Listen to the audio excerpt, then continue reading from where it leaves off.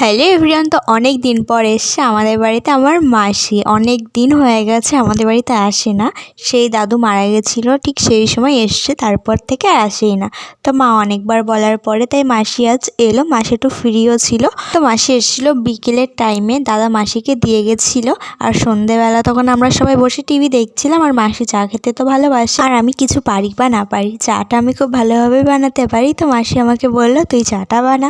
তো এখানে আমি দেখো চা বানাতে বসে পড়েছি। এখানে চা দুধ দিয়ে অলরেডি আমি ফোটাতে বসে পড়েছি, আর এগুলো অলরেডি ফুটছে। আর আমি যে কত সময় ধরে চা করি তার কোনো ঠিক নেই। আর যে কবারই আমি চা করি না কেন, বারবারই আমার চা সব কমে যায়, জানি না কেন, হয়তো বেশি ফোটানোর কারণে অনেকটাই কমে যায়।